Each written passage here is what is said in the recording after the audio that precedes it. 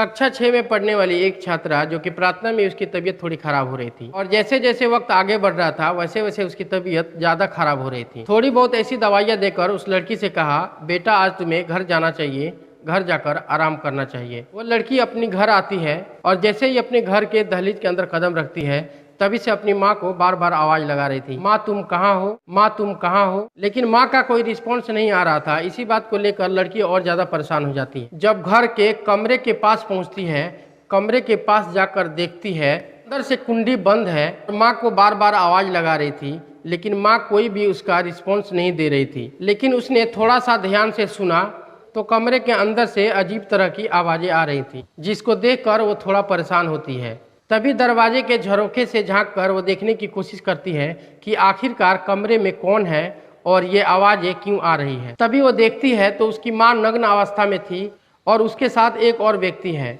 दोनों आपत्तिजनक स्थिति में होते हैं और यही बात देखकर वो लड़की बड़ी खामोश हो जाती है, चुप रहती है। उसके समझ में नहीं आ रहा था कि आखिरकार ये हो क्या रहा है। कुछ देर के बाद दरवाजा खुलता है और जैसे ही दरवाजा खुल रहा था तो गांव का एक जमींदार व्यक्ति उस दरवाजे से बाहर निकलता है, उस लड़की की तरफ देखता है और वो लड़की उस लड़के की तरफ देखती है।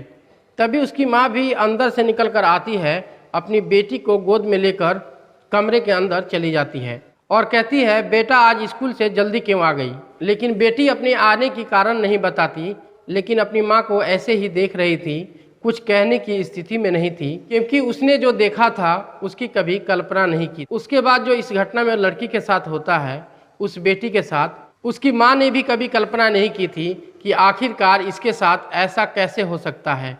वाकई आज की जो सच्ची घटना मैं आपको सुनाने जा रहा हूँ, इस सच्ची घटना को सुनने के बाद आपकी भी रूह कांप जाएगी। जो उसके साथ होता है वो वाकई किसी के साथ नहीं होना चाहिए।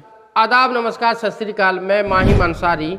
आज की जो सच्ची घटना मैं आपको सुनाने जा रहा हूँ, ये सच्ची घटना है बिहार प्रदेश का एक जिला है पश्चिमी चंपारण और दरअसल इसी का शहर लगता है बगहा। बात कर रहा हूँ पटखोली थाना क्षेत्र की एक गांव की। 15 दिसंबर 2022 की सुबह लगभग 10 बजे के आसपास एक घर में लड़की अकेली थी। आज सुबह सुबह माँ घर से किसी काम से बाहर गई हुई थी। माँ ने कहा कि मुझे शादी समारोह में शामिल होना है।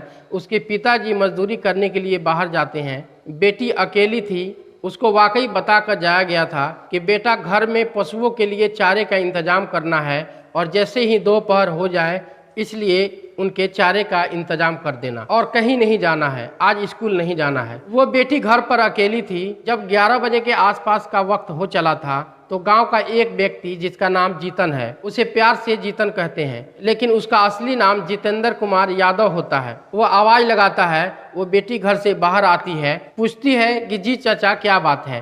कहते हैं तेरी माँ ने कहा है हमारे खेतों में से जाकर चारे का इंतजाम कर लेना और अपने पशुओं को डाल देना। बस इतना कहकर चला जाता है और वो लड़की खेतों के तरफ चल देती है।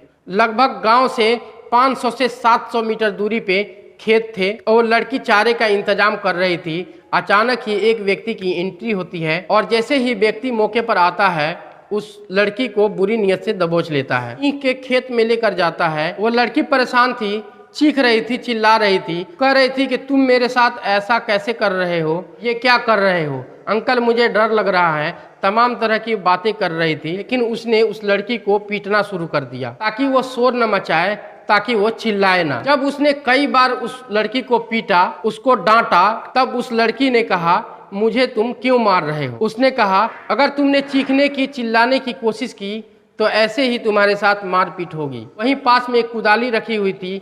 उसने कहा कि यदि तुम चीखी तो इसी कुदाली से तुम्हारे सर को फोड़ दूंगा। वो लड़की शांत हो जाती है और उसके तन से एक एक कपड़े को अलग कर दिया जाता है। कपड़े को अलग करने के बाद उस लड़की के साथ वो गंदा और घिनौना कृत्य करता है। वो जैसे चीखने की कोशिश कर रही थी तभी वहीं पर एक लकड़ी का गुटका पड़ा हुआ था। उसी लकड़ी के गुटके को वो लड़की के मुंह में बुरी तरह से ठूस देता है ताकि वो चिल्ला ना सके, कि वो चीख ना सके। और उसके साथ जब तक उसका मन करता है तब तक उसके साथ हवस को पूरी कर रहा था। लड़की चीखने की कोशिश कर रही थी, चिल्लाने की कोशिश कर रही थी, लेकिन उसके मुंह में एक लकड़ी का मोटा सा गुटका जो अटकाया हुआ था, जिसके वजह से चीखने का प्रयास भी नहीं कर पा रही थी। हाथ पैर मार रही थी, लेकिन आरोपी ने कभी उसका हाथ पैरों से दबा रहा था तो कभी उसके पैरों को पैरों से दबा रहा था। भी उसके चेहरे को अपने पैरों से कुचलने की कोशिश कर रहा था। लगातार वो ऐसे ही करता रहा। जब उसके पूरी तरह से मन भर जाता है तो मन भरने के बाद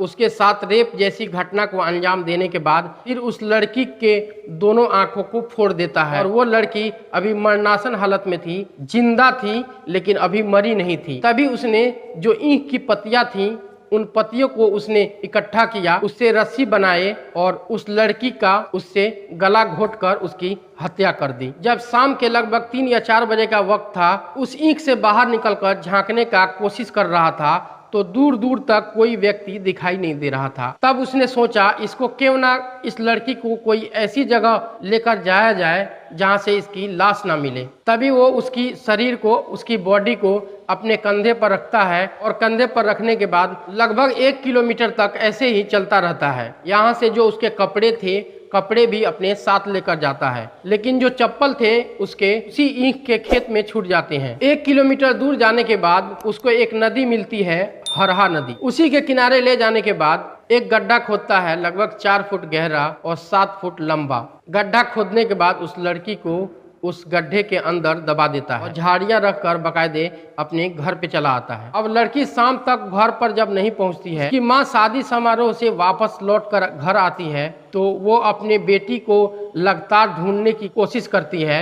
एक घर से दूसरे घर से तीसरे घर, इसी तरह से आवाज लगाते लगाते पूरी गांव में ये खबर आग की तरह फैल जाती है कि उस मजदूर की बेटी आज घर नहीं पहुंची, अचानक से गायब हो गई है। माँ किसी काम से शादी समारोह में शामिल होने के लिए गई थी, पिता अपना काम करने के लिए गया हुआ था, लेकिन बेटी कहाँ है जब पता नहीं चलता तो गांव के बड़ी संख्या में लोग इधर उधर उसे ढूंढना शुरू कर देते। और माँ ने कहा था कि खेत से जाकर चारा लेकर आना, तो वो चारे की वजह से उसी खेत में पहुंच जाते हैं जहां से चारा लेकर आना था। उस लड़की की वहां चप्पल मिलती है, लेकिन ऐसा कोई सुराग नहीं मिल रहा था जिसके आधार पर कह सकें कि ये लड़की आखिरकार गई तो गई कहां। बड़ी संख्या में लोग अगले दिन 16 दिसंबर 2022 को इकट्ठा होकर पटखोली थाने में जाते हैं। वहां जाकर अपने बेटी की गायब होने की, उसकी गुमशुदा होने की बात कहते हैं। पुलिस वाले कहते हैं और शाम तक इंतजार करो, नहीं आती है तो अगले दिन आकर हमें खबर करना। उसके बाद फिर पूरा दिन 16 तारीख को ढूंढा जाता है, 16 तारीख को रात को ढूंढा जाता है। 17 तारीख को घर वाले परेशान होकर सीधा थाने पहुंचते हैं और 5 लोगों को नामजद करते हुए एक मुकदमा दर्ज कराते हैं कि हमारी बेटी को गायब करने में किसी और का नहीं, इन 5 लोगों का हाथ है। और घर वाले जब ये तहरीर देते हैं, मुकदमा दर्ज होता है।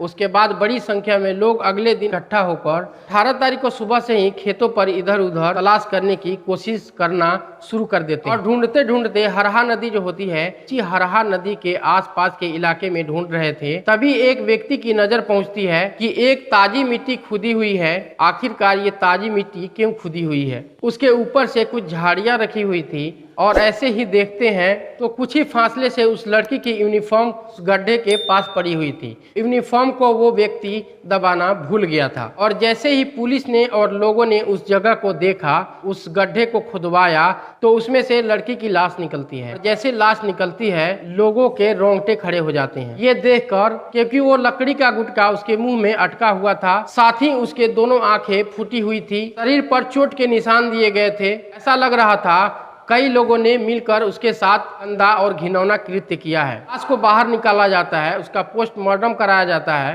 पोस्टमार्टम कराने के बाद घर वालों के उसको सुपुर्द कर दिया जाता है। पुलिस वाले इस मामले के जांच पड़ताल में जुट जाते हैं। 5 लोगों से बारी बारी से पूछताछ की जा रही थी, तो 5 लोगों में से 4 लोग तो ये कह देते हैं कि हमारा इस घटनाक्रम से में कोई ताल्लुक नहीं है, हमें बेवजह फंसाया जा रहा है। लेकिन 5वां व्यक्ति जो होता है, जिसका नाम जीतन होता है, प्यार से जितेंद्र कुमार यादव कहते हैं, उस व्यक्ति को जब हिरासत में लेकर उससे सख्ती से पूछा जाता है तो वो एक चौंकाने वाला बात बताता है। दरअसल वो कहता है कि इस लड़की के माँ के साथ उसके लगभग 10 वर्षों से संबंध थे। जब उसका मन करता था उस महिला के घर पर जाता था, जब उसका मन करता, क्योंकि वो जमींदार है, उनसे कहीं ज्यादा अमीर है, उनके खेतों से ही उसके पशुओं के चारे का इंतजाम होता है, वो अपनी खेतों पर ही इस महिला को बुला लिया करता था। उसके साथ 10 वर्षों से अवैध संबंध में रह रहा था। लेकिन इससे भी हैरान करने वाली बात ये होती है कि इस व्यक्ति का और उस महिला के पति का आपस में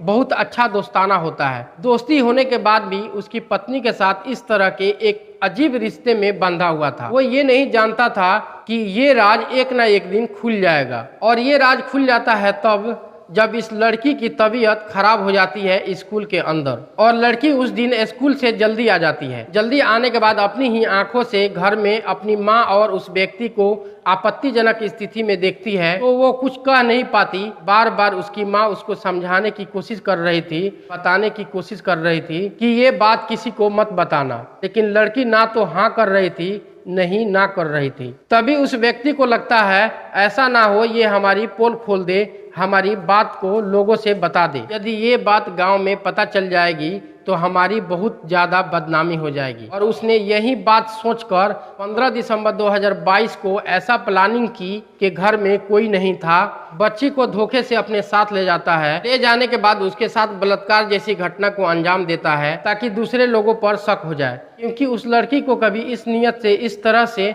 देखा नहीं था। और उसके साथ जो उसने किया, जो लोगों ने सुना, ये वाकई हैरान करने वाला था। लेकिन पुलिस ने जिस तरह से इस घटनाक्रम को खुलासा किया है, परिवार वाले को ये खुलासा रास नहीं आ रहा है। उन्हें लगता है कि शायद कुछ ना कुछ बात है जो पुलिस छुपाने की कोशिश कर रही है, क्योंकि एक व्यक्ति एक लड़की के साथ ऐसा नहीं कर सकता। इसमें कहीं ना कहीं और लोग शामिल हैं। अब और लोग शामिल हैं या नहीं, अब और लोग शामिल हैं या केवल जीतन ने ही इस घटनाक्रम को अंजाम दिया है, ये तो पुलिस के जांच के बाद ही क्लियर हो सकेगा। लेकिन जो इस इलाके के एसडीओपी हैं, उन्होंने कहा है कि इस व्यक्ति अकेले का ही इसमें दोष है। फिर भी जांच चल रहा है। जांच में कोई और व्यक्ति सामने पाया जाता है तो उसे किसी भी कीमत पर बख्शा नहीं जाएगा। हत्या का मुख्य कारण सिर्फ उसके माँ के साथ अवैध संबंध थे। उस अवैध संबंधों को उसकी बेटी ने देख लिया था, इसीलिए इस घटनाक्रम को अंजाम दिया है। दोस्तों, इस पूरे घटनाक्रम को सुनाने का उद्देश्य किसी को परेशान करना नहीं, किसी का दिल दुखाना नहीं, बल्कि आपको जागरूक करना है, सचेत करना है। जय हिंद, जय भारत।